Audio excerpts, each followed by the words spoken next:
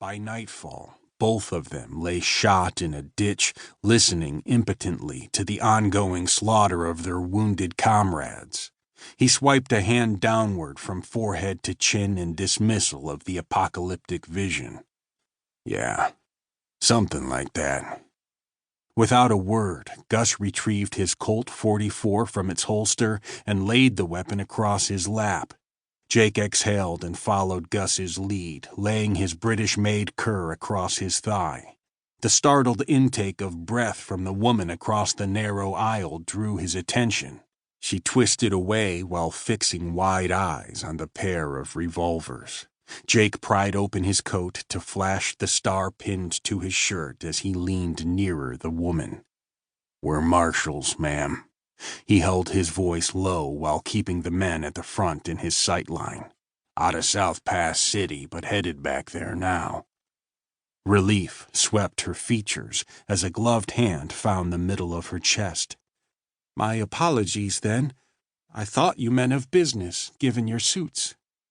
Jake's lips quirked as he thought of their get-ups. He'd never worn a suit so fine in his life and likely wouldn't have until his burial, if not for Judge Kingman's insistence. "I can see your point, ma'am.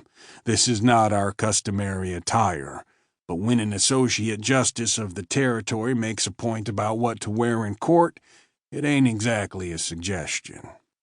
She blinked twice before her eyebrows shot up. "Judge Kingman?" "The same." "Then you were in Laramie for the seating of the juries." Jake cocked his head before eyeing Gus. His former company mate smirked. "Seems like everybody knows about that." The woman leaned toward them with renewed interest, nearly invading Jake's armrest. "And why not know of it? Justice Howe and Judge Kingman seated the first women jurors in the world. I heard that even the Prince of Denmark sent his congratulations. Were you present for the proceedings?"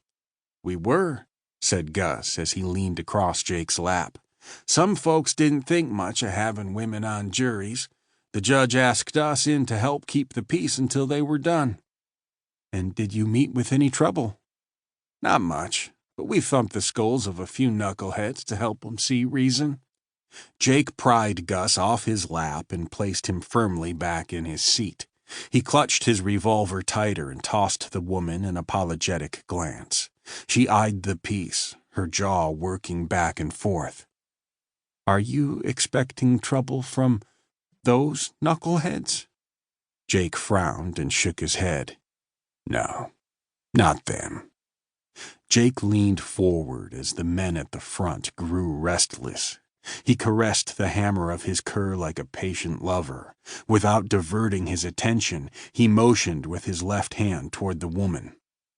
"Are you in mourning?" She smoothed her black skirt as her gaze found her lap. "Not really. My husband was a drunk, and when he drank, he liked to throw fists at whoever fell into his path." She touched a cheekbone absently, perhaps remembering. "Anyway, he was killed in a bar brawl in Baltimore, so I sold everything we owned and headed west to start again. Oregon, perhaps, or maybe even California." Jake nodded approvingly. "That's a brave undertaking, Mrs. Everly." "Mrs. Everly. It takes courage to leave behind everything and everyone you know to blaze a new trail. Must have been a hard decision." He knew just how hard, having done the same more than once. She lifted her chin. "It was." In the lull of conversation that followed, the world shifted on its axis. The train began to slow as it entered a long curve in the line near Hannah Basin. Within seconds, the four men at the front rose from their benches and made prolonged eye contact with one another. One laid a hand against his holster, a sure tell of its imminent removal. Jake pulled back the hammer of the cur, ready. One of the men opened the door at the far end of the coach and proceeded through with his associates in his wake, parading toward the baggage car. Beyond that was the express car housing a Wells Fargo agent transporting something of importance. Jake and Gus stood from the bench as one and slipped into the aisle.